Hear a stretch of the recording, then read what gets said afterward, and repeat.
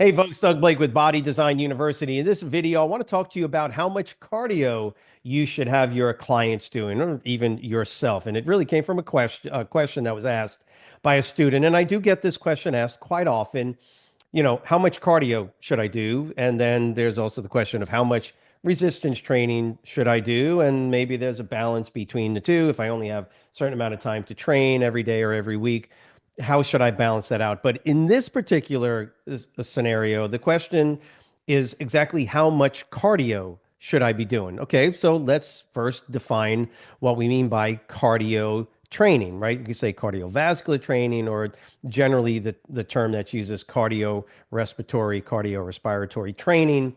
And that's kind of the one that we go with. And the standard numbers that we use when we look at the NCCA accredited organizations like NASMA, ACSM, those organizations are going with standard numbers that are fine. I mean, everybody's going to be different, but the idea is that any individual should be doing, approximately 150 minutes, 150 minutes a week. Okay. I know there's any number, you can put it in the comment section. Oh, where does that information come from? And the answer is there's lots of studies that are going on, folks. Not all of these studies are credible for the most part. We don't know exactly how much, but that's the numbers that in personal training we tend to go with because that's the information that's in the textbooks. And I will say this, more information, more data keeps coming out every month about the appropriate volume and intensity of cardiorespiratory training when it's made a part of a total kind of fitness wellness lifestyle. So the numbers we go with, and from a testing perspective on pretty much any NCCA accredited organizations exams, or the BDU exam, for instance, is going to be 150 minutes per week at what we term moderate intensity. Yes, and please, the concept of low intensity, moderate intensity, high intensity training, it's a big swath here of heart rates that we're talking about. But the general understanding is that moderate intensity training would be on a scale of 1 to 10, 10 being the hardest you can train, one basically being what I'm doing right now, sitting down, basically doing nothing.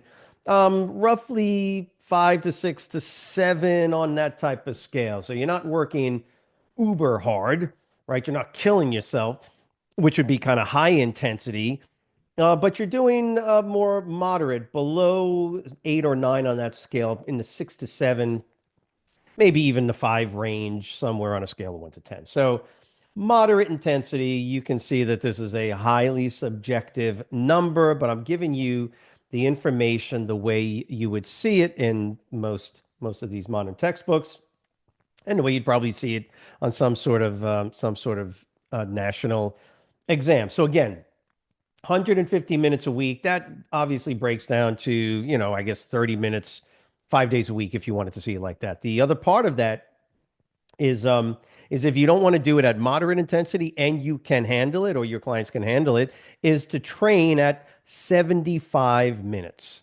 at moderate to higher intensity. So kind of the idea is that for, appropriate cardiorespiratory health and strengthening and longevity of the cardiorespiratory system, you can train really high intensity. And when you're doing it at higher and higher intensities, you don't need to train for as long over the course of a week. Now, again, these are numbers that are given so that you can, or that the general population can get an idea of what to do. Everybody will be different.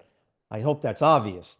But in order to give or to cover a large swath of the general population, here's the general rule of thumb: 150 minutes, at moderate intensity, given your particular level or capabilities of training. And if you can't do 150 minutes per week at moderate, you can substitute doing it at higher intensity, but for 75 minutes per week. Again, going back to the research and the plethora of data that we have, that's what we've been given by the quote experts. Now, let's put that off to the side for a second.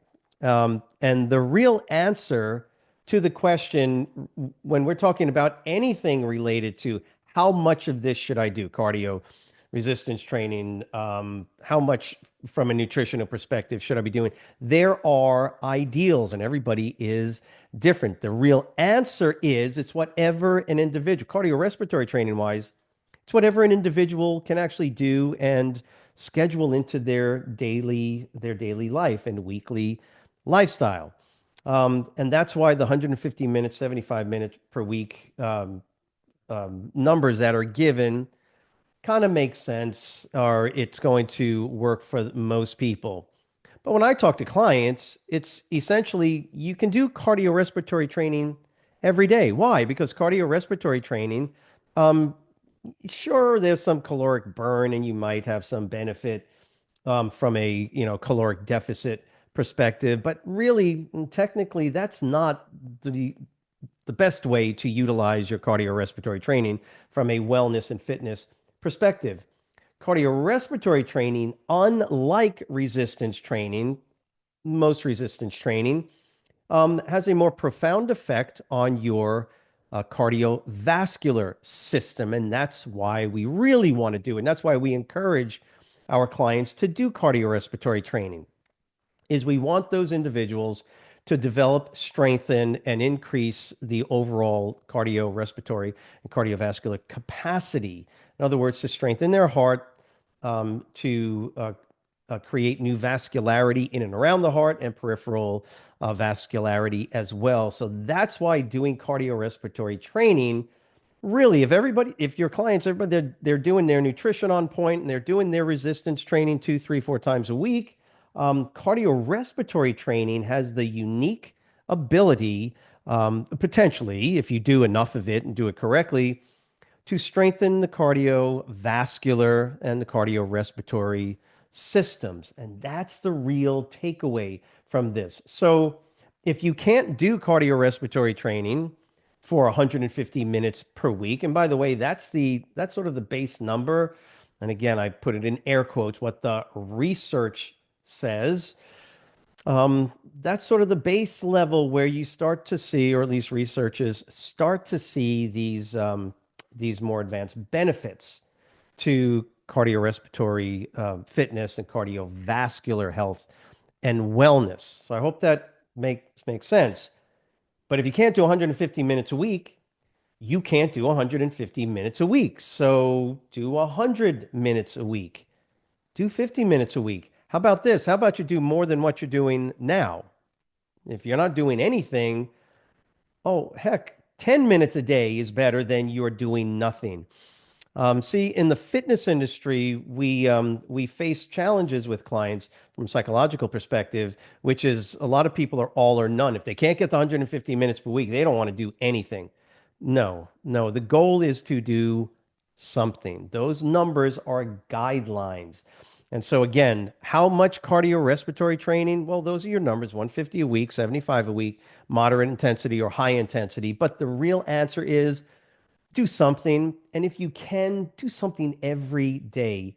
Stay moving every day. Get at least some time in to do some cardiorespiratory training. Here's the thing: is if you only got 10 minutes or 15 minutes, well, try not to do it at low to moderate intensity.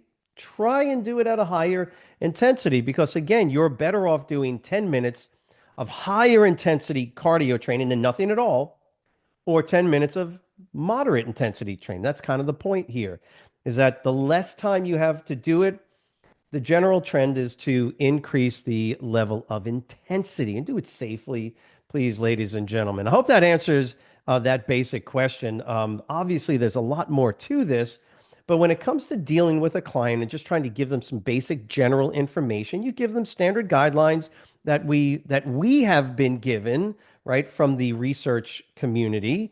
And then we try to help our clients motivate, encourage them to at least reach or try to reach that goal. If they can't, at least doing something is better than nothing.